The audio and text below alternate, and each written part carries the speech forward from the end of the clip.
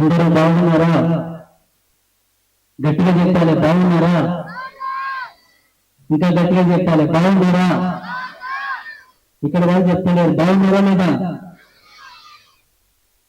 బిడ్డల యోగక్షేమాలు తల్లేగా అడగాల్సింది, అవునా కదా? ఇప్పుడు నేను అమ్మవారి పూజారిని. శ్రీ విద్య సాంప్రదాయంలో భగవతి ఉపాసన చేసేవాడిని. ఒక వ్యక్తి ఏ దేవతనైతే ఎక్కువ పూజ చేస్తాడో ఆ దేవతలోని కళాకర్షణ ఆయనలో ప్రవేశిస్తుందని చెప్తారు శాస్త్రంలో. ముగ్గురు అమ్మలని కొలిసేవాడిని కాబట్టి నేను అమ్మనే కదా, అందుకే అడుగుతున్నా, బాగున్నారా లేదా? గట్టిగా చెప్పండి, బాగున్నారా లేదా?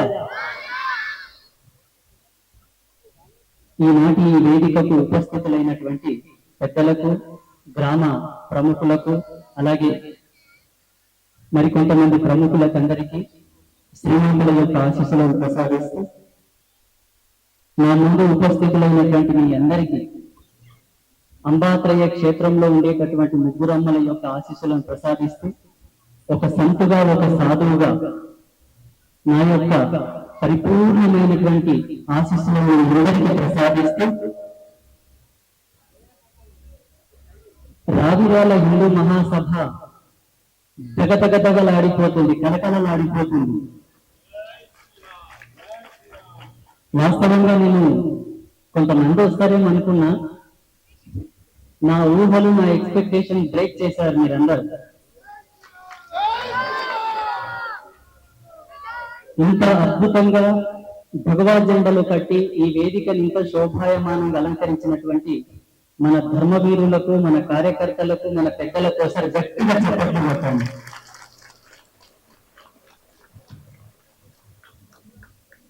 పెళ్లి చేసుకునేది పెళ్లి కొడుకు, పెళ్లికి సంబంధించిన వ్యవస్థనంతా చూసేది వేరే వాళ్ళే ఉంటారు, కానీ పెళ్లి కొడుకు పెళ్లి పిల్లలు వస్తారు, పెళ్లి చేసుకోవడం ఇల్లు జరుగుతారు. ఇప్పుడు మేము మా పరిస్థితి అది, వస్తున్నాం, మాట్లాడుతున్నాం, పోతాం. ఈ ప్లాట్ఫామ్ ఇంత అందంగా, ఇంత క్రమబద్ధీకరణతో ఇదంతా ఏర్పాటు చేసిన వాళ్ళకి అసలైన ఘనత, అసలైనటువంటి కీర్తి, యశస్సు వాళ్ళదే. కాబట్టి వాళ్ళకు కూడా మనస్ఫూర్తిగా ఆశీర్వాదం చేస్తూ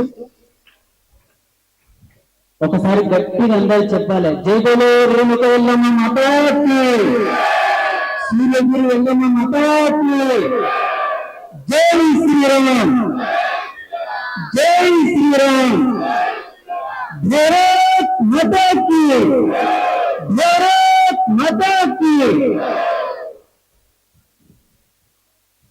ఇంతకుముందు మహబూబ్ నగర్ దాటి జడ్చెర్ల ప్రవేశించినప్పుడు భారీగా వర్షం తగ్గుతున్నది. షాద్ నగర్ రాంగ ఇంకా విపరీతమైన వర్షం తగులుతుంది. మా రాజా, మా మూర్తి ఉండి అన్నారు, వర్షం బాగా పడుతుంది, మోడం కూడా ఎక్కువైంది, అయ్యకోసారి ఫోన్ చేద్దాము, మరి ఒకవేళ వర్షం పడితే కార్యక్రమం వెళ్ళిపోదాం, మళ్ళీ అంత దూరం పోవడం ఎందుకు, మళ్ళీ రిటర్న్ రావడం ఎందుకు అని అన్నారు. నేనన్నా, పర్వాలేదు, మనం ఆ స్థానానికి వెళ్ళగానే వర్షం ఆగిపోతుంది, కార్యక్రమం జయప్రదమవుతుంది. ఎల్లమ్మ తల్లి ఈ ప్రాంతం అంతా కాపాడుతూ ఉంది. అమ్మవారి సత్యం చాలా ఉంది. అమ్మ వర్షం ఆపుతుంది. ఒకవేళ మరీ ప్రకృతి ధర్మాన్ని అనుసరించి వర్షం ఒకవేళ పడాల్సి ఉన్నా, నేను వేదిక మీదికి ఆశీర్వదించే వరకన్నా ఆగుతా, తప్పకుండా వర్షం ఆగుతుంది. అమ్మవారు మన మొరను ఆలకించింది, వర్షాన్ని ఆపేసింది. ఈనాటి హిందూ సమ్మేళనం యొక్క ముఖ్య ఉద్దేశం, ఈ మహాసభలు జరపడానికి గల కారణం ఏమిటి? మనమందరం సంఘటితంగా ఉండాలి, కలిసిమెలిసి ఉండాలి, ఐక్యమత్యంగా ఉండాలి. జాతి భేదంతో విడిపోకుండా, కుల భేదంతో విడిపోకుండా, ప్రాంత భేదంతో విడిపోకుండా, రాజకీయమైనటువంటి భేదాలతో విడిపోకుండా మనమందరం ఒక తల్లి బిడ్డల వలె ఉండాలి. పార్వతి పరమేశ్వరుడు యొక్క సంతానం మనమని చాటాలని చెప్పేసి ఈ హిందూ మహాసభల యొక్క సమీకరణ ఎందుకోసమే జరుగుతూ ఉంది. రాష్ట్రీయ స్వయం సేవక సంఘ 100 సంవత్సరాలు పూర్తి చేసుకున్నటువంటి వైభవానికి ఈ సభలు నిర్వహిస్తున్నాం మనమందరం కలిసి. అయితే చాలా మందికి కొన్ని అపోహాలు ఉన్నాయి.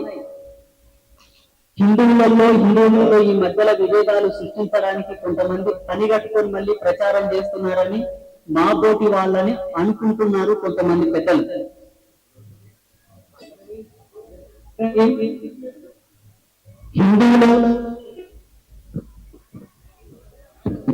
హిందువులను కలిపే భారతదేశంలో ఉండేటటువంటి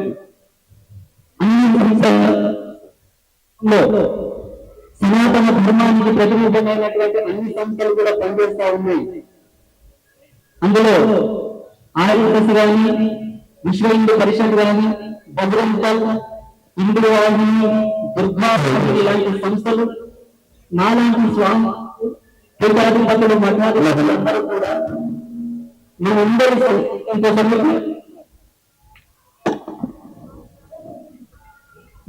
సంఘటితం కోసమే పనిచేస్తున్నారు. కానీ కొంతమందికి తప్పుడు అభిప్రాయం ఏర్పడింది. ఏ విధంగా? వీళ్ళు వేరే మతాలకు మన ధర్మానికి మధ్యలో విభేదం తీసుకురావడానికి వీళ్ళు ప్రసంగాలు చేస్తున్నారు. మతాల మధ్యలో చిచ్చులు పెట్టి మత కల్లోలాలు సృష్టిస్తున్నారని చెప్పేసి మన వాళ్ళే అనుకుంటున్నారు, వేరే వాళ్ళు అనుకోవట్లేదు. చూడండి, మొట్టమొదటి మాట, హిందూ అనేవాడు ఏ మతానికి కూడా వ్యతిరేకి కాడు. హిందూ అనేవాడు ఏ మతం జోలికి పోడు. వేరే మతాల గురించి మాట్లాడవలసిన అవసరం కూడా మనకు లేదు. ఇది అందరూ గుర్తు పెట్టుకోవాల్సినటువంటి ముఖ్య గమనిక. ఎందుకోసం అంటే సర్వమానవాళి సౌభ్రాతృత్వాన్ని కోరేవాడే సనాతనుడు, హిందువు ఈ ప్రపంచంలో, వేరెవరు లేరు. మన దేశంలో విభిన్నమైనటువంటి సంస్కృతులు, విభిన్నమైనటువంటి భాషలు, విభిన్నమైనటువంటి వేషాధారణలు, విభిన్నమైనటువంటి దేవతా పంక్తి సమూహం, ఎంతో మంది దేవతలు, ఎన్నో రకాల సాంప్రదాయాలు ఉన్నప్పటికీ కూడా ప్రపంచంలో ఎన్నో నాగరికతలు కనుమరుగైపోయాయి, భూమి గర్భంలో కలిసిపోయాయి. కానీ సత్య సనాతన ధర్మం పుట్టినప్పటి నుంచి ఇప్పటి వరకు అలాగే వెలుగుతుందంటే మనకన్నా గొప్ప సమరసత భావం కలిగిన వాడు ఈ ప్రపంచంలో ఎవరు లేరు. అంత మనస్తత్వం, అంతటి అల్లిక, ఐక్యమత్యం కలిగిన వాడు కూడా ఈ ప్రపంచంలో ఎవరు లేడు, ఒక్క మనము తప్ప. అటువంటి మన యొక్క గుణం వేరే వాళ్ళని విభేదించడానికి ఎందుకు సాహసం చేస్తాం? అటువంటి దుర్బుద్ధి మనతో లేదు. 100 మందితో కలిసి తిరిగేవాడికి 101తో కలిసి తిరగడం పెద్ద పని కాదు. మనం అందరినీ కలుపుకొని తిరుగుతున్నాం, కలిసి కట్టుగా తిరుగుతున్నాం. కాబట్టే ఇప్పటికీ విశ్వమునకే తండ్రి అయినటువంటి విశ్వనాథుని సన్నిధిలో శుభమాని స్వామి దర్శనంకు పోతూ ఉంటే ఒక మసీదును చూసి గుళ్ళోకి వెళ్ళేటటువంటి దౌర్భాగ్యం మనకు వచ్చిందంటే కేవలం మనం కలుపుకుపోయాము కాబట్టే. ఇది పెద్దలందరూ గమనించాలి. హిందువు ఎప్పుడే గాని చిచ్చులు పెట్టారు, హిందువు ఎప్పుడే గాని విడగొట్టారు. హిందువు అనేవాడు కలుపుకొనే పోతాడు. కాబట్టే ఇప్పటికీ అలంపూరు జోగులాంబ శక్తిపీఠంలో కూడా మాది కానిది ఒకటి అక్కడ ప్రవేశించినప్పటికీ కూడా సర్దుకుపోతున్నాం. మాది కానిది అక్కడ ఉన్నప్పటికీ కూడా మేమందరం కలుపుకోలేకపోతున్నాం, కలుపుకోలే తిరుగుతున్నాం తప్ప ఎప్పుడే కానీ మేము చిచ్చులు పెట్టలేదు, విడగొట్టలేదు. ఇప్పటికీ చెప్తున్నాం, మేము ఎవరిని విభేదించాం, ఎవరిని కూడా మేము కించపడతాం, ఎవరి జోలికి మేము రాము. అది మా గురువులు మాకు నేర్పలేదు, మా ఋషులు మాకు నేర్పలేదు. ఎందుకోసం అంటే మా ఋషులు మాకు ఒక వేద సూక్తిని చెప్పారు, వేద ధర్మాన్ని చెప్పారు. సర్వే జనః సుఖినో భవంతు లోకా సమస్త సుఖినో భవంతు అన్న వేద సత్యాన్ని లక్షల సంవత్సరాల క్రితమే మాకు నేర్పిపోయారు. ఆ వేద ధర్మానికి తల వంచి మేము బ్రతుకుతున్నాము. ఇంకొక అమృత వాక్యం చెప్పారు, జీవో జీవస్య జీవనం, సమస్త జీవరాశుల లోపల దైవత్వాన్ని చూడమని మా పెద్దలు మాకు నేర్పారు. మీరు మనుషులు, మీలో దైవత్వం చూడడానికి మాకు పెద్ద పని వారు, కానీ మీరు మమ్మల్ని పశువుల కన్నా హీనంగా చూస్తున్నారు. పశువుల కన్నా హీనంగా చూస్తున్నారు. ఏ విధంగా? హిందూ అంట దేవత ఆరాధన చేసేవాడంట, విగ్రహ ఆరాధన చేసేవాడంట, వాడు కాఫీలంట.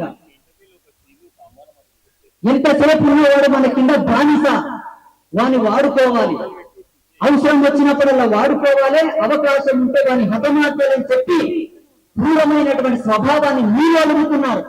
మా ధర్మశాస్త్రాలు ఎక్కడ కూడా లేదు, మా పెద్దలు మాకు అది నేర్పలేదు. కాబట్టి ఇప్పటికీ భారతదేశంలో ఎక్కడ చూసినా, ఏ మూలను చూసినా, ఏ ప్రాంతంలో చూసినా మా గుళ్ళు గోపురాలు తగ్గిపోతున్నాయి, మీ మసీదులు, మీ చర్చిలు, మీ దర్గాలు పెరిగిపోతున్నాయి. మేము ఎప్పుడన్నా అన్నామా మీరు చర్చిలు కట్టుకోకూడదు అన్నామా, దర్గాలు కట్టుకోకూడదు అన్నామా? అనలేదు. మీ వరకు మీరు జీవించండి, మీ మతాన్ని మీరు గౌరవించుకోండి, మీ పూజలు మీరు చేసుకోండి, మీ ప్రార్థనలు మీరు చేసుకోండి, మీ నమాజులు మీరు చేసుకోండి. మా జోలికి వస్తే మాత్రం ఊరుకోండి. ఇది పక్కా హెచ్చరిక. ఈ రావిర్యాల వేదిక మూలకం పక్కా హెచ్చరిక. ఎందుకోసం చెప్తున్నాను ఈ మాట అంటే, నిన్న ఒక స్టేట్మెంట్ వచ్చింది. ఏదో లెన్స్ కార్డ్ అంట, లెన్స్ కార్డ్. ఆ దౌర్భాగ్యుడు ఏమన్నాడంటే, బొట్టు పెట్టుకున్న వాళ్ళంట, చేతుకు భగవంతుని యొక్క రక్ష కట్టుకున్న వాడంట, హిందూ అలంకారయుక్తమైనటువంటి ఆభరణాలు ధరించిన వాళ్ళు ఎవరు కూడా దీంట్లోకి రాకూడదంట. దేంట్లోకి? ఆయన స్థాపించినటువంటి ఒక వ్యవస్థ లోపలికి. ఏదో ఒకటి అద్దాల దుఃఖనమో పాడో అన్నాడంట. అది మా దృష్టికి వచ్చింది. అనవలసిన ఖండకావరం వానికి ఏనికి, అనవలసిన బలి పండుగ వానికి. ఏ దేశంలో బ్రతుకుతున్నావురా నువ్వు? ఏ దేశంలో జీవిస్తున్నావు నువ్వు?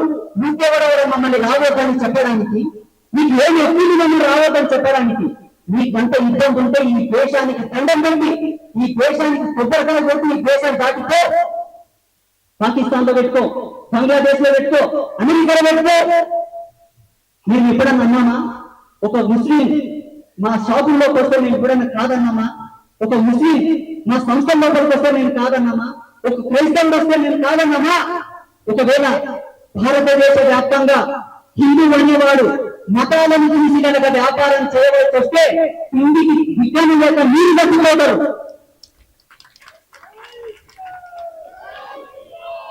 మా హిందువులు కనుక కేవలం మేము హిందువులతోనే వ్యాపారం చేస్తాం, హిందువులతోనే కొంటాం, హిందువులనే చేరదీస్తాం, హిందువులనే బిజినెస్ పార్ట్నర్లుగా పెట్టుకుంటాం, హిందువులకే ఉద్యోగాలు ఇస్తాం, హిందువులనే చేరదీస్తామని కనుక భారతదేశ వ్యాప్తంగా హిందూ అనేవాడు కనుక గర్వించి ముందడుగు వేస్తే మీ పరిస్థితి ఏంటో ఒకసారి ఆలోచన చేసుకోండి.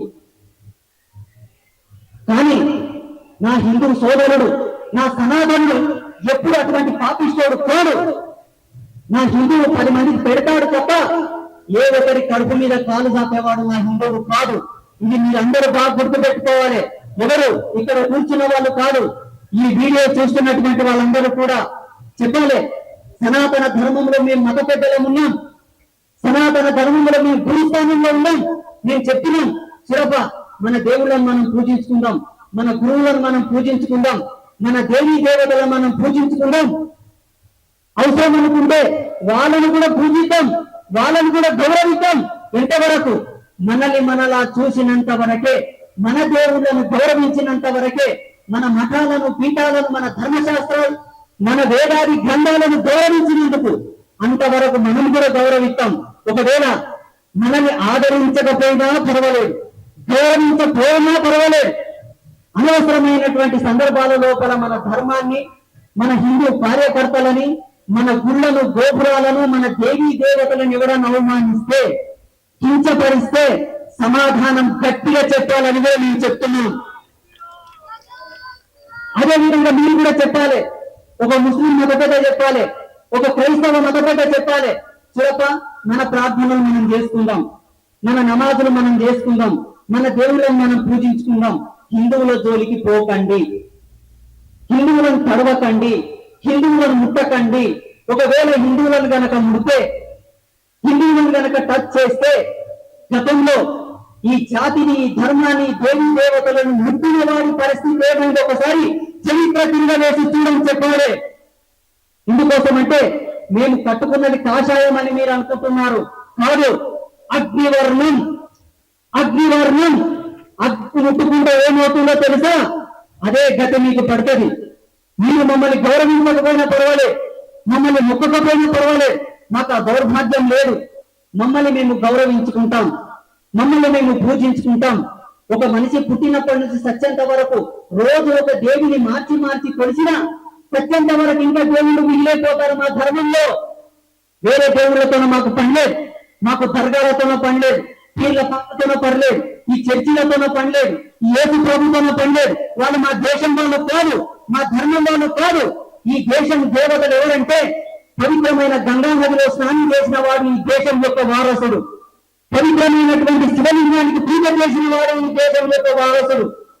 తిరుపతికి వెళ్లి స్వామివారికి దండం పెట్టుకొని స్వామివారి యొక్క లడ్డు కళ్ళ కట్టుకొని నోటు ప్రసాదంగా స్వీకరించిన వాడే ఈ దేశం యొక్క వారసులను మేము నమ్ముతాం. లేదు, కొన్ని తరాల నుంచి ఈ దేశంలో మేము ఉన్నాం కాబట్టి మేము కూడా ఈ దేశం యొక్క వారసులం అని మీరు చెబితే అయితే గుండెల మీద చేసుకొని చెప్పాలి, భారత్ మాతాకి. ఇది మేము ఎప్పుడు చెప్తూనే ఉన్నాం.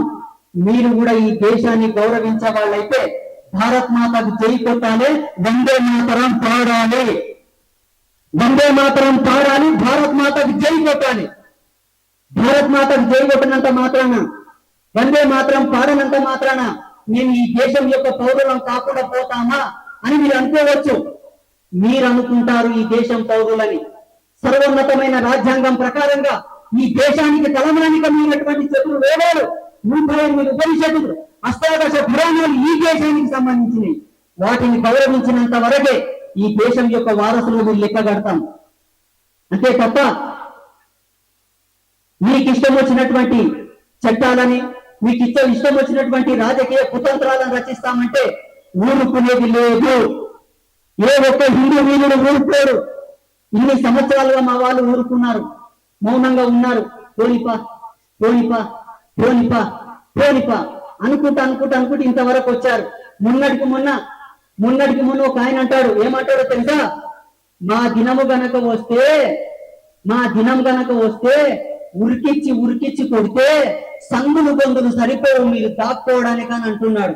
ఎవరిని కొడతావురా నువ్వు? కొట్టేటంత దమ్ము నీకుందా? ఆ కలేజ నీకుందా? ఎవరి ధర్మంలో ఉండి, ఏ ప్రాంతంలో ఉండి ఎవరిని నువ్వు కొట్టేవాడవు? గతంలో నీ తాత ముత్తాతలు మా మీద దండయాత్ర చేయగా వాళ్ళ పరిస్థితి ఏంటో ఒకసారి ఝాన్సీ లక్ష్మీబాయి చరిత్ర చదువు, ఛత్రపతి శివాజీ చరిత్ర చదువు. ఎందుకు అనాలి ఈ విషయం? మా దాంట్లో కూడా రాజకీయ నాయకులు ఉన్నారు. మా ఎమ్మెల్యేలు ఒక్కరని స్టేట్మెంట్ ఇచ్చారా? మా మంత్రులు ఈ స్టేట్మెంట్ ఇచ్చారా? మా ముఖ్యమంత్రులు ఈ స్టేట్మెంట్ ఇచ్చారా? మా రాజకీయ నాయకులు, మా హిందువులు ఒక్కరు ఉన్నటువంటి మాట అన్నారా? మా వాళ్ళు అన్నారు.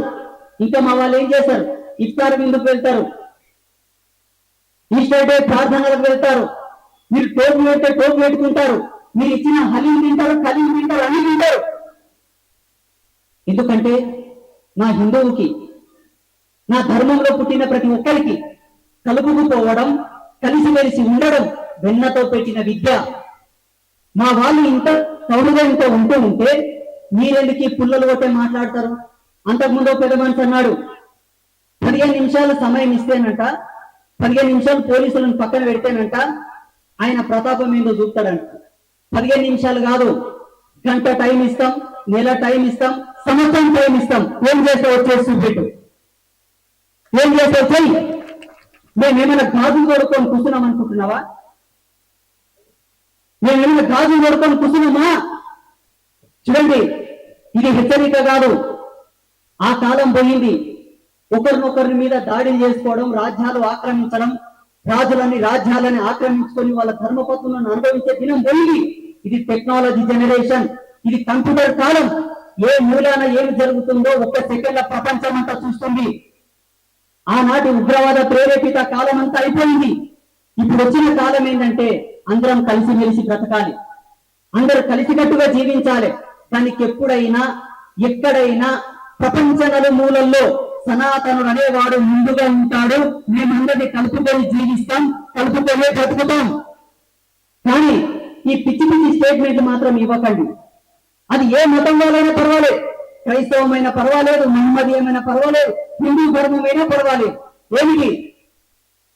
నాకు అవకాశం వస్తే మిమ్మల్ని వేసి పాడేస్తాం, మేమే బ్రతకాలి, మేమే జీవించాలి, మేమే ఉండాలి, మేము మాత్రమే బ్రతకాలని మాత్రం మాట్లాడకండి.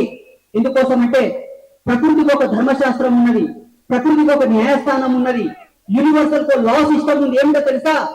నా అన్నవాడెవడు కూడా చరిత్రలో మిగలలేదు, నేనే ఉండాలనుకున్న వాడెవడు కూడా బాగుపడ్డట్ల చరిత్ర లేదు. ఎందుకోసం అంటే మా రామాయణం ఒక ఆదర్శం. రామాయణంలో రాముడు అందరూ కావాలన్నాడు, రావణుడు నేనే ఉండాలన్నాడు. నేనే ఉండాలనుకున్నవాడు పోయాడు, అందరు ఉండాలనుకున్నవాడు మిగిలిపోయాడు. మహాభారతంలో కూడా అదే జరిగింది. పాండవులు ధర్మంగా ఉన్నారు, కౌరవులు అధర్మంగా ఉన్నారు. అధర్మంగా ఉన్నవాడు ఎవడు కూడా మిగిలలేదు, ధర్మంగా ఉన్నవాడే మిగిలిపోయాడు. మా సనాతనులకు ఇది వెన్నతో పెట్టిన విద్య. లక్షల సంవత్సరాల నుంచి మా ఋషులు, మా గురువులు, మా పీఠాధిపతులు మాకు ఇది నేర్పుతున్నారు. ఏమని? చూడప్ప, అందరినీ కలుపుకొని బతుకు, అందరితో కలిసి జీవించు, అదే ధర్మం, అదే గెలుస్తుంది. అందుకే వేద శాస్త్రాల్లో చెప్పారు, ధర్మో రక్షతి రక్షిత, కేనో ధర్మ అని ప్రశ్న వేసింది ఉపనిషత్తు. దానికి సమాధానం ఏంటో తెలుసా? సమస్త జీవరాశులని కలుపుకొని బ్రతుకు, అది ఏ ధర్మం. అప్పుడే ధర్మాన్ని నువ్వు ఆచరించినట్లు ఆ ధర్మం నేను కాపాడుతుందని మా హిందువులకు చెప్పారు. కాబట్టి మిమ్మల్ని కూడా ఆదరించాం, మిమ్మల్ని కూడా కలుపుకొని జీవిస్తున్నాం. ఇప్పటికీ మాకు ఇబ్బంది లేదు, కలిసిమెలిసి బ్రతుకుదాం, కలిసిమెలిసి జీవిద్దాం. ఒకరిని ఒకరికి దాడి చేసుకుంటే ఏమొస్తుందండి? మొన్న ఇరాన్ మీద బాంబులేసిరి, ఏం మిగిలే? కూలిపోయిన భవంతులు, శవాలు, తల్లిదండ్రులను కోల్పోయిన పిల్లలు, పిల్లల్ని కోల్పోయిన తల్లిదండ్రులు. తినమంటే తిండి లేదు, కడవమంటే బట్ట లేదు. ఇన్నాళ్ళు జీవించి, ఇంత కష్టపడి జీవించి, ఇంత మంచిగా జీవించి చివరికి బాంబు వేసుకోవడానికే మానవ జాతి యొక్క వికాసం. ఇంత మంచిగా బ్రతికి ఒకరినొకరిని చంపుకోవడానికే మన ఈ టెక్నాలజీ, ఈ డెవలప్మెంట్. అరే, యుద్ధం చేయవలసి వస్తే ప్రపంచం అంతా కలిసి, ఈ భూగోళం అంతా కలిసి వేరే భూమి మీద యుద్ధం చేయలే, వేరే గ్రహాల మీద దాడి చేయలే. కానీ ఈ భూమిలో బ్రతికిన మనము, ఈ భూగ్రహంలో జీవించే మనమంతా కొట్లాడితే ఏమొస్తుంది? ఏముంటది? పోనీ వాస్తవం చెప్తున్నా, అమ్మతోడు భూదేవి సాక్షి, సూర్యకి ఎల్లమ్మ తల్లి సాక్షిగా చెప్తున్నా, మన హిందూ ధర్మశాస్త్రంలో ఎక్కడ కూడా లేదు మనమే బ్రతకాలి, మనమే జీవించాలి, మనం మాత్రం ఉండాలని ఎక్కడ లేదు, వాస్తవంగా లేదు. సత్య ప్రమాణ సాక్షిగా, సత్య సనాతన ధర్మ సాక్షిగా ఎక్కడ లేదు. కానీ కొన్ని మతాలు అంటే ఏమంటాయో తెలుసా? మా దేవుడే సత్యం, మా గ్రంథమే సత్యం, మేమే ఉండాలి, ప్రపంచంలో మేం మాత్రమే ఉండాలి. సరే, ఉంటావు, బాగుంది. మీ దేవుడే సత్యమై, మీ గ్రంథమే సత్యమైతే మళ్ళీ మీ దేవునికి ఏమైనా బుద్ధి లేకుండా మమ్మల్ని ఎందుకు పుట్టించిండు? మిమ్మల్ని పుట్టించి అయిపోతుంది కదా ప్రపంచం అంతా మీలో ఉంటే అయిపోతుంది కదా. మళ్ళీ మీ దేవుడు ఏమైనా కలుదాయి మమ్మల్ని పుట్టించిందా, కారువాయి మమ్మల్ని పుట్టించిందా? It's my question. ఎవరైనా ఆన్సర్ ఇస్తారా? సరే, అప్పుడు మీరు పుట్టిండు, బాగుంది, మీ దేవుడు మిమ్మల్ని పుట్టించిండు, మళ్ళీ మమ్మల్ని ఎందుకు పుట్టించిండప్పా? భారతదేశాన్ని ఎందుకు సృష్టించాడు? ఈ భారతదేశంలో గంగా నది ఎప్పుడు పుట్టిందో మానవుని యొక్క విజ్ఞానానికి తెలియదు. కైలాస పర్వతం ఎప్పుడు ఏర్పడిందో ఎవరు తెలియదు. ఈ దేశంలో ఎన్నో ఆలయాలు ఇంకా మిస్టరీగా మిగిలిపోయాయి. వాటి మీద రీసెర్చ్ చేయడానికి ఇప్పుడున్న సాంకేతిక పరికరాల యొక్క వయసు సరిపోవట్లేదు. మరి ఇవన్నీ ఎక్కడి నుంచి వచ్చినాయి? ఇవన్నీ ఎవరు సృష్టించాడు? ఇవి సృష్టించేటప్పుడు మీ దేవుడు ఏం పనిచేసాడు? ఏమిటి ఈ వితండవాదం? ఏమిటి ఈ మూర్ఖత్వం? మా ధర్మం మా ధర్మం ఏం చెప్పిందో తెలుసా? సనాతన ధర్మం స్వేచ్ఛ, సనాతన ధర్మం స్వతంత్రత. అందుకే ఇంతమంది దేవుళ్ళు, ఇన్ని సాంప్రదాయాలు, ఇన్ని పంథాలు, ఇన్ని పరంపరలు, ఇన్ని పీఠాలు, ఇన్ని మఠాలు ఎన్ని ఉన్నాయి, ఇన్ని రాగలిగాయి అంటే కేవలం మన ధర్మం ఫ్రీడమ్ ఇచ్చింది, స్వేచ్ఛనిచ్చింది, స్వతంత్రతనిచ్చింది. స్వతంత్రనిస్తూనే పటిష్టమైనటువంటి ధర్మాన్ని కూడా చెప్పింది మన సనాతన ధర్మం. ప్రపంచానికి కావాల్సినటువంటి ధర్మం ఇది, ప్రపంచానికి కావాల్సినటువంటి సాంప్రదాయం. తప్ప నేనే ఉండాలన్న వాడు ఎప్పటికైనా ప్రమాదమే. ఎవరికి? వానికి వాడే ప్రమాదం. సింహం అనుకున్నదంట, నా కడుపులో పుట్టిన పిల్లలు తింటే అయ్యపోతుంది కదా, నా ఆకలి బాధ తీస్తుంది అనుకున్నదంట, అన్నిటి తినేసిందంట. చివరికి తిందామంటే ఎవరు లేరట. నా చెయ్యి నేను తింటే బాగుంటది కదా అన్న అంటే చెయ్యి తిన్నదంట. నా కాలు నేను తింటే బాగుంటది కానీ కాలు తిన్నదంట. అన్ని తిన్నదంట. చివరికి తన గొంతు తానే నిములుకొని తిని చచ్చిపోయిందంట. ఇతర మతాల పరిస్థితి కూడా గంతే, వేరే మతాల పరిస్థితి గంతే. ఏమిటో తెలుసా?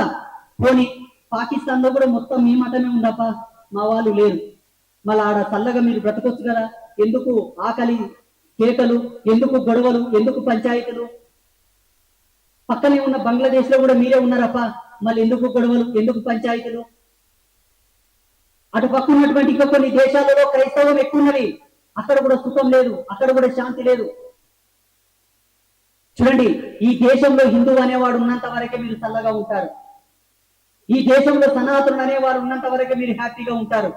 ఇది మీ మనస్సాక్షి మీద మీరు చేసుకొని గర్వించవలసిన విషయం. ఒక వ్యక్తి అంటాడు, ఏమన్నాడో తెలుసా? కొన్ని రోజుల తర్వాత మాకంటూ పవర్ వస్తే, మాకంటూ అధికారం వస్తే ఈ దేశంలో ప్రధానమంత్రి స్థానంలో, ప్రధానమంత్రి సీట్లో బురకా వేసుకునే మహిళను కూర్చోబెడతామని అన్నాడు. ఎందుకన్నాడో తెలియదు, కాడువాడు అన్నాడో తెలియదు. చూడండి, బంగ్లాదేశ్ లో కూడా బురకా వేసుకునే మహిళనే ప్రధానమంత్రి స్థానంలో ఉండే షేక్ హసీనా. ఆమె పరిస్థితి ఏమాయ? తరిమించి కొట్టిరి. ఎవరు కొట్టే? హిందువులు కొట్టిండ్రా, ఆర్ఎస్ఎస్ వాళ్ళు కొట్టిండ్రా, విశ్వ హిందూ పరిషత్ వాళ్ళు కొట్టిండ్రా, బీజేపీ వాళ్ళు కొట్టిండ్రా, బజరంగ దళ్ వాళ్ళు కొట్టిండ్రా? పోనీ కాంగ్రెస్ వాళ్ళు కొట్టే, టిఆర్ఎస్ పార్టీ వాళ్ళు కొట్టే, అక్కడ హిందువులే లేరు కదా. పోనీ ఈ దేశంలో మాకు అధికారం వస్తే ఒక ముస్లిం మత పేదని ప్రధానమంత్రిని చేస్తాం అనుకుంటారేమో. పాకిస్తాన్ లో కూడా ఒక ముస్లిం మత పేదని అధికారంలో ఉండే ఇమ్రాన్ ఖాన్, అతని పరిస్థితి ఏమే?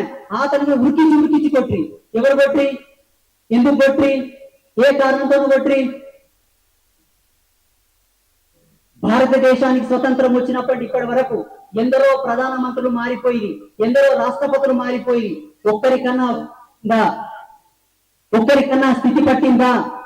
మనం చేశామా? ఇది అందరూ ఆలోచించాల్సిన విషయం. ఎందుకో తెలుసా? మీరు ఈ దేశంలో ఉన్నారంటే అది కేవలం హిందువుల యొక్క చలువ, హిందువుల యొక్క ప్రేమ, హిందువుల యొక్క ఐక్యమత్యం, హిందువుల యొక్క ఆదరణ. ఇది మీరందరూ అలుసుగా తీసుకోకుండా మీరందరూ కలిసికట్టుగా జీవించినంత వరకు మేము కూడా మిమ్మల్ని కలుపుకొని జీవిస్తాం, కలిసికట్టుగా జీవిస్తాం. అంతే తప్ప పుల్లలు పెట్టే పంచాయతీ చేస్తే, పుల్లలు పెట్టే మాట్లాడితే, పనికి మాలిన స్టేట్మెంట్ ఇస్తే ఈ దేశంలో మొట్టమొదటిసారిగా పడాల్సింది మేము కాదు. ప్రతి మహిళ ఒక దుర్గలాగా, ఒక కాళీలాగా ఆయుధం పట్టుకొని ముందొచ్చి నిలబడతారు. బాగా గుర్తు పెట్టుకోండి. ఈ విషయాలని చెప్పడానికి కారణం ఏంటంటే, ఎన్నో విషయాలు మా దృష్టికి వస్తున్నాయి. ఈ మధ్యలో ఎన్నో విషయాలు వస్తున్నాయి మా దృష్టికి. మేమేమనుకుంటామంటే, ఎందుకు ఈ పంచాయతీలు? మంచిగా కష్టం చేసుకొని అందరూ కలిసిమెలిసి జీవిస్తే అయ్యేపోతుంది కదా. కొట్టుకొని వస్తే ఏమొస్తుందని మేము ఆలోచన చేస్తుంటే అవతల అట్లా ఆలోచన చేస్తలేరు. ఏమని ఆలోచన చేస్తారంటే, మాకెక్కడ ఛాన్స్ వస్తుంది, హిందువులను ఎక్కడ వేసి పాడేద్దాం, హిందువులను ఎక్కడ మైనారిటీ చేద్దాం, మేము ఎక్కడ ముందుకొద్దామని ఆలోచన చేస్తున్నారు. ఇది మంచి ఉద్దేశం కాదు. మీరందరూ ఆలోచించాలి. ఇంకొక విషయం ఏంటంటే, ఇక్కడ ఉన్న వాళ్ళందరూ నా హిందువులు, నా సనాతనులు కాబట్టి మీ అందరికి కూడా ఒక మాట చెప్తున్నాను. చూడండి, మాలాంటి వాళ్ళు ఎవరైనా మాట్లాడితే తప్పకుండా మీరు తప్పర్థం చేసుకోవద్దు. మొన్న ఒక మన పెద్ద మనిషి అన్నాడు, మన హిందూ ధర్మంలో పుట్టిన పెద్ద మనిషి ఏమన్నాడు తెలుసా? స్వామి, ఎందుకు ఆ తుర్కోల గురించి మాట్లాడతావు, ఎందుకు ఆ క్రైస్తవుల గురించి మాట్లాడతావు అంటాడు. నాకేమైనా పని పాట లేని పనికి మాండాలి అనుకున్నావు మాట్లాడటానికి? కడుపు మండిపోతుంది, గుండె రగిలిపోతుంది. ఎందుకో తెలుసా? పుల్వామా దాడి ఎందుకు చేయాలి? ఏం అవసరం? ఏం జవాన్లు ఈ దేశాన్ని కాపాడుతుండ్రు. పెహల్గావ్లో వచ్చి అమాయక హిందువులు ఎందుకు చంపాలి? ఏం చేసిండ్రు వాళ్ళందరూ? అంటివన్నీ చూస్తూ ఉండి కూడా మాట్లాడకపోతే ఇంకేం లాభం? మనం పుట్టి ఎందుకు ఈ కాషాయం కట్టుకొని ఏం లాభం? అవన్నీ చూస్తున్నాం కాబట్టి మాట్లాడవలసి వస్తుందే తప్ప ఎక్కడ కూడా ఏ వేదిక మీద గాని, ఏ వీడియోలో గాని పరాశ్రీ స్వామి ఎప్పుడు కూడా ఖురాన్ తప్పు అని అనలేదు, బైబిల్ తప్పు అని అనలేదు, మహమ్మద్ ప్రవక్త తప్పు అని అనలేదు, అల్లా తప్పు అని అనలేదు, యేసు ప్రభువు తప్పు అని అనలేదు. నేను చెప్పింది ఒకటే, మనం ఎంత సత్యమో మన ధర్మం అంతకన్నా కోటి రెట్లు సత్యమైనది. ఇంతటి సత్య సనాతన ధర్మంలో పుట్టినటువంటి మీరు ఏమి తక్కువైందని మన ధర్మాన్ని వీడనాడి వేరే ధర్మాల్లో వీరు వెళ్తూ దర్గాల దగ్గరికి వెళ్ళి ఉరుసులు చేయడం, దర్గాల దగ్గరికి వెళ్ళి కందులు చేయడం, చర్చిలో పోయి ప్రార్థనలు చేయడం, చర్చిల దగ్గర పోయి ప్రేరాయలు పూసుకోవడం ఎందుకు చేస్తున్నారు? ఏమి తక్కువైందని చేస్తున్నారా? నా వాళ్ళని నేను ప్రశ్నించాను. ఇంకొక అడుగు ముందుకేసి మీరు దర్గాల దగ్గరకు పోకండి, పీర్ల పండుగకు పోకండి, పీర్ల దగ్గర ఉరుసులు చేయకండి, దర్గాల దగ్గర కందులు చేయకండి, వాటికి మనకు సంబంధం లేదు అని నేను చెప్పానే తప్ప వాళ్ళని చేసుకోవద్దని నేను చెప్పలేదే. వాళ్ళు చేసుకోవచ్చు, వాళ్ళ దర్గాలో వాళ్ళ కందుర్లన్నా చేసుకోకో, ఉరుసులన్నా చేసుకోకో, వాళ్ళ పీరీలో వాళ్ళు ఏమన్నా చేసుకోకో, క్రైస్తవులు వాళ్ళ చర్చిలకు వెళ్ళి ప్రార్థనలన్నా చేసుకోకో, ఏమన్నా చేసుకోకో, మనకేం అవసరం లేదు. నా బాధ అంత ఒకటే, ఏమి లేదు సనాతన ధర్మంలో, ఏమి ఇవ్వలేదు మన ఋషులు, ఏమి ఇవ్వలేదు మన యోగులు, ఎందుకు పోతున్నారు అన్నదే నా బాధ. ఇక్కడిని నేను ప్రశ్నించాను తప్ప వేరే ఏ విషయంలో కూడా నేను ప్రశ్నించలేదు. ఇది మీరందరూ అర్థం చేసుకోవాలి. ఇది అర్థం చేసుకోకపోతే ఏం జరుగుతుందో తెలుసా? ఇప్పటి వరకు ఎందరో ఋషులు ఈ ధర్మంలో పుట్టారు, ఈ దేశంలో పుట్టారు, ప్రపంచానికే విశ్వ విజ్ఞానాన్ని ఇచ్చారు, వేదాలను ఇచ్చారు, ఉపనిషత్తులు ఇచ్చారు. అంతమంది ఋషుల యొక్క తపస్సును కించపరిచిన పాపం తగ్గుతుంది మీకు. 33 కోట్ల దేవతలు ఉన్నారు మనకు. ఇంతమంది దేవతలను కించపరిచి ఏదో దొరుకుతుందని ఆ దేవుళ్ళ దగ్గర పోయి మీరు పూజ చేసి వస్తుంటే ఇంతమంది దేవతలను అవమానించిన పాపం తగ్గుతుంది మీకు. పోనీ మన దేవతలు ఏమి ఇచ్చలేరు, వాళ్ళు ఏమి ఇస్తున్నారో ఎవరన్నా వచ్చి చెప్పండి. ఆ దేవుళ్ళను పూజ చేసిన తర్వాత మీ ఇంట్లో ఎవరికి అనారోగ్య సమస్యలు రాలేదా? మీ కప్పులు రాలేదా? రోగాలు రాలేదా? నొప్పులు రాలేదా? ఎవరు చచ్చిపోలేదా? శ్రీపాదం వేసుకొని భూమిని అట్లే బతి ఉన్నారా? ఏ దేవుళ్ళన్నా కొలుచుకోండి, ఏ పూజలన్నా చేసుకోండి, ఎంత పెద్ద యజ్ఞ యాగాది క్రతువులన్నా చేయండి, వచ్చే కష్టాలు వస్తాయి, జరగవలసినవి జరుగుతాయి, నడిచేది ఇంత నడుస్తుంది. భగవంతుని కొలవడం అన్నది కేవలం మానవుని యొక్క జీవ అస్తిత్వ విజ్ఞాన ఛందస్సు. తప్పకుండా మనం పూజలు చేయాలి. ఎందుకంటే కుక్కలు పూజలు చేయవు, గాడిదలు పూజలు చేయవు, పందులు పూజలు చేయవు, బర్రెలు పూజలు చేయవు, గొర్రెలు పూజలు చేయవు. మనం మనుషులం, మనకు ఒక పరిజ్ఞానం ఉన్నది, మనం పరివర్తనం చెందాం, పర్యావరణ సిద్ధాంతంలో మనం గొప్పగా పరిగణించబడుతున్నాం. కాబట్టి పరమాత్మ గుర్తు మనకు తెలియాలి, పరమాత్మ తత్వం మనకు తెలియాలని చెప్పేసి మన ఋషులు మనకు పూజలు నేర్పారు. ఆ పూజలో కూడా ప్రకృతి యొక్క సిద్ధాంతం ఉన్నది. అదే పంచోపచార పూజ. షోడశ దివ్య ధర్మాలకు ప్రతిరూపకంగా షోడశ సంస్కారాలు ఉన్నాయి, షోడశోపచార విధి ఉన్నది. ఇంత గొప్ప ధర్మంలో పుట్టి, ఇంతటి విజ్ఞాన ఛందస్సున్న ధర్మంలో పుట్టి ఎందుకు మీరు ఇతర మతాల లోపలికి వెళ్తున్నారు? అది నా యొక్క బాధ.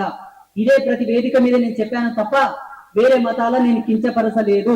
ఒకవేళ పొల్లే స్వామి పోలం, వాళ్ళు దేవుళ్లే కదా పోయి పూజ చేద్దామని మీరు అనుకుంటే తప్పకుండా పోరి, దానికి నేను పర్మిషన్ ఇస్తా.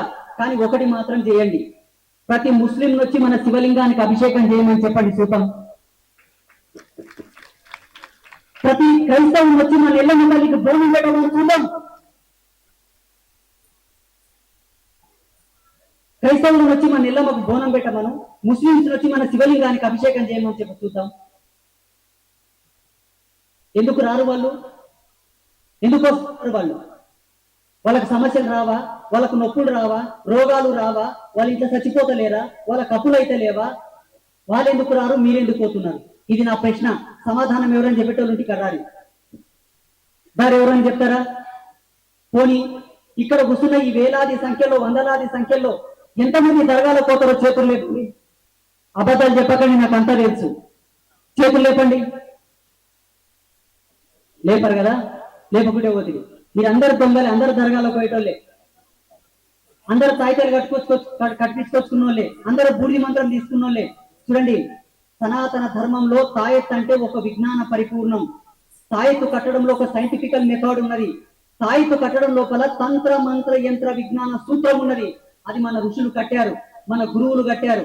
వేరే వాళ్ళు కట్టేటటువంటి తాయెత్తులో ఏమున్నదో నాకు తెలియదు, కానీ ఒకటి మాత్రం సత్యం. యోగ ధర్మం సాక్షిగా, యోగ పరిపూర్ణం సాక్షిగా, యోగ రత్నావళి సాక్షిగా, ఆర్ఆర్ రిఫరెన్సెస్ ప్రకారంగా, కుండలిని ధర్మం ప్రకారంగా వేరే ధర్మాలతో గనక మీరు వెళ్ళి గాలి సోకిందని, అనారోగ్యం వచ్చిందని కానీ తాయిత కట్టుకొచ్చుకున్నారనుకోండి, 6 సంవత్సరాలని ఆరా మొత్తం మైనస్ అయిపోయి జీవకళలు మొత్తం తగ్గిపోతాయి. బాగా గుర్తుపెట్టుకోండి. ఎందుకో తెలుసా? పుట్టినప్పటి నుంచే మన యొక్క పురుడు నుంచి మన సనాతన ధర్మం యొక్క కళలు మన మీద ఆవరణ చెందుతాయి.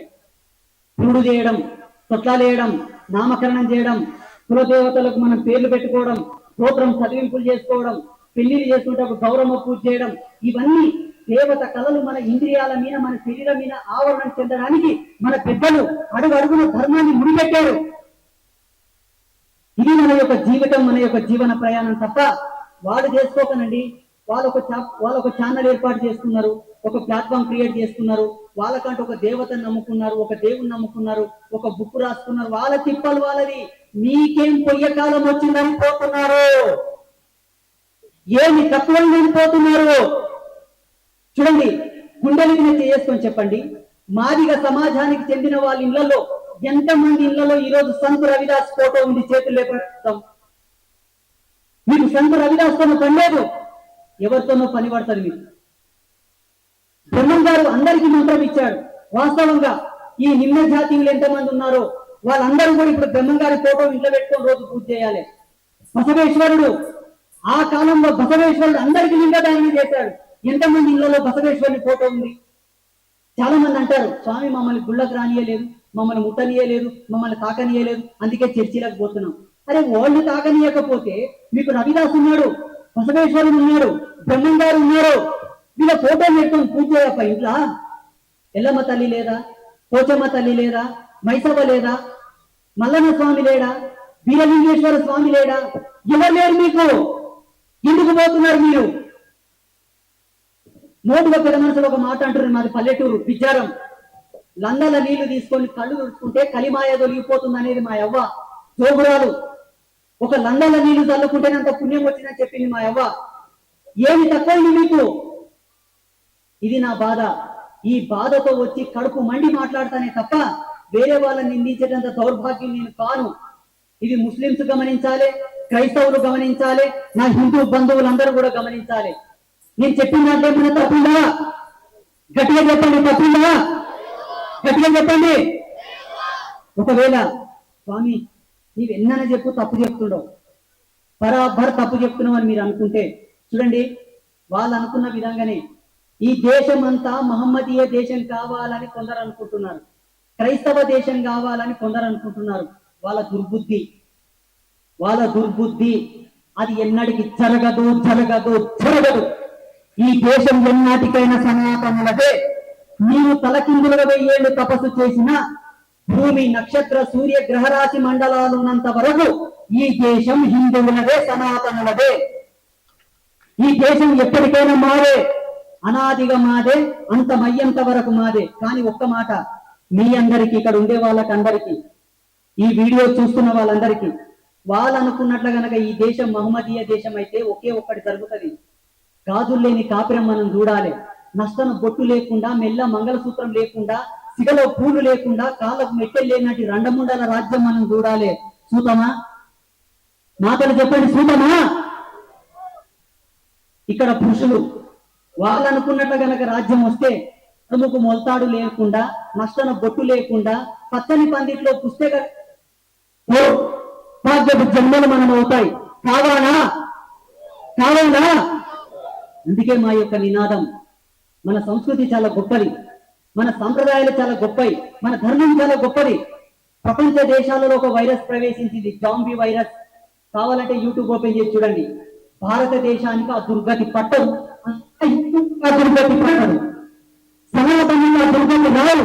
ఎందుకంటే మన వాళ్ళు పుట్టినప్పటి నుంచే మన జన్మను ఎన్ని విధాలుగా మలసాలో మలిశారు. రేపటి వారసత్వానికి మన శరీరం ఎంత పరిపూర్ణం కావాలో అది పుట్టినప్పటి నుంచి మన వాళ్ళు మనకు పెట్టారు. ప్రతి తంతు, ప్రతి సంస్కృతి, ప్రతి సాంప్రదాయం, ప్రతిది కూడా ఈ జన్మ పరిపూర్ణమై ప్రకృతి ధర్మంలో పుట్టేటటువంటి ఏ వైరస్, ఏ తెగులు కూడా ఈ జీవితానికి తగలకుండా ఏర్పాటు చేశారు మన వాళ్ళు. అందుకే రజస్వాలైతే కూడా ఆడపిల్లకు ఒక తంతుని ఏర్పాటు చేశారు. కాన్పైతే కూడా స్త్రీకి ఒక తంతుని ఏర్పాటు చేశారు. ఇవన్నీ పిచ్చెకి పెట్టినవి కాదు. జీవధర్మ సిద్ధాంతం మనుష్య జన్మ ఎంత పరిపూర్ణంలో కలియుగంలో వచ్చేటటువంటి భయంకరమైనటువంటి పరిస్థితుల నుంచి నా ధర్మంలో ఉండే వీరులు కాపాడబడాలి, సనాతనులు రక్షించబడాలని ఏర్పాటు చేసినటువంటి తంతులు. వాటన్నిటిని కూడా పక్కన పెట్టాం మన వాళ్ళు, వాటన్నిటిని కూడా పక్కన పెట్టాం. ఈ మధ్యలో చాలా మంది మాటలు అంటారు, గాజులు వేసుకోవడం కూడా నామోషి అయిపోయిందంట, బొట్టు పెట్టుకోవడం కూడా నామోషి అయిపోయిందంట.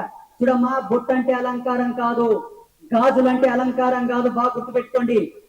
ఈనాడు ఇంత విచిత్రమైన రోగాలు రావడానికి కారణాలే తల్లులు. తండ్రి కాదు, తల్లులే కారణం.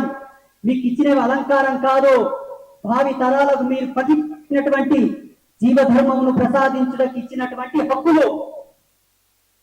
ఇలా ఒక్కొక్క దాన్ని విప్పి చెప్పాలంటే ఎన్ని సంవత్సరాలైనా సరిపోదు, ఎన్ని రోజులైనా సరిపోదు. ఇటువంటి వేదికలు 100 వేదికలైనా సరిపోవు. ఒక స్త్రీ పెట్టుకునే బొట్టు, సిగలో పెట్టుకునే పూలు, మెల్లో వేసుకునే మంగళసూత్రం, కాళ్ళకు వేసుకునే మెట్టెలు, చేతులకు పెట్టుకునే గోరింటాకు, కాళ్ళకు పెట్టుకునే పసుపు పారాని, ప్రతి దాని గురించి చెప్పాలంటే సబ్జెక్టులు సరిపోవు. అంత గొప్ప సంస్కృతి మనది. ఇంతటి సంస్కృతిని వీడనాడి పొద్దులు లేస్తే ఒక జీవి చచ్చిపోతే తప్ప కడుపుని పని సంస్కృతితో మీకేం పని, ఏం పని? ఇది నా యొక్క ప్రశ్న, నా యొక్క ఆవేదన. కాబట్టి ఇప్పుడు నేను చెప్పిన స్ఫూర్తిగా కోరుకుంటూ, మరి మైకుకు నేను మాట్లాడడం ఇష్టం లేదు కానేమో, అందుకే మధ్య మధ్యలో కొంచెం బ్రేకప్ చేసి స్వామి జర ఆపు ఆపు ఆపు ఆపు, ఎందుకు రెచ్చిపోతున్నామని ఆపుతుంది. కాబట్టి సమయం చాలా అయింది. ఇది 3వ ప్రోగ్రాం. రేపు ఇంకా 3 ప్రోగ్రాంలు ఉన్నాయి. ఈ మధ్యలో ఒకటి ఏమైపోయిందంటే, ప్రతి హిందూ సమ్మేళనానికి పరాశ్రీ స్వామి రావాలి. మా అయ్యగారు కూడా బట్టి తీసుకొచ్చిండు నన్ను. మా చంద్రశేఖర శివాచార్యులు అంబాత్రయ క్షేత్రం యొక్క ప్రధాన ఆచార్యులు, మా ఆచార్యులు అన్నారు, స్వామి మీరు తప్పకుండా రావాలి అన్నారు. కాబట్టి మీ అందరినీ ఆశీర్వదించమని వచ్చాను, నేను తిడదామని వచ్చి బాధపడ్డారు కదా. బాధపడ్డ వాళ్ళ చేతులు లేపండి, బాధపడ్డ వాళ్ళ చేతులు లేపండి. మీరందరూ బాధపడ్డారా? అయితే చిట్ట చివరిగా మీరందరూ ఒక సంకల్పం చెప్పాలి. చేతులు పైకెళ్ళి పిడికిలు పిడి. నేను అందరికి చెప్తాను, అని కార్యక్రమాలకు పిలవకండి అయ్యా, నేను వస్తే లేనిపోయిన పంచాయతీలు వస్తానని చెప్పే చెప్తా. కానీ పిలిచారు కాబట్టి నేను మాట ఇచ్చేపోతా. చేతులు లేపండి. ఈనాటి రావిరాల వేదికగా మీరందరూ నాకు ఇస్తున్నటువంటి గురుదక్షిణ ఏమిటో తెలుసా? ఈ రోజటి నుంచి గట్టిగా చెప్పాలి, ఈ రోజటి నుంచి నేను ఎవరని కూడా తీవ్ర పండుగలు చేసుకోము, దర్గాల దగ్గరికి పోము, చర్చీలకు పోము. మాకు 33 కోట్ల దేవతలు ఉన్నారు, మాకు అన్ని ఉన్నాయి, మా దేవుళ్ళని మేము పూజించుకుంటాం, ఇతర మతాలను కూడా గౌరవిస్తాం. భారత్ మాతా కీ, భారత్ మాతా కీ జై శ్రీరామ్, జై శ్రీరామ్, జై శ్రీరామ్. అందరికీ శుభాశీసులు. మీ అందరికీ అష్టైశ్వర్య సిద్ధిరస్తు, తదాస్తు.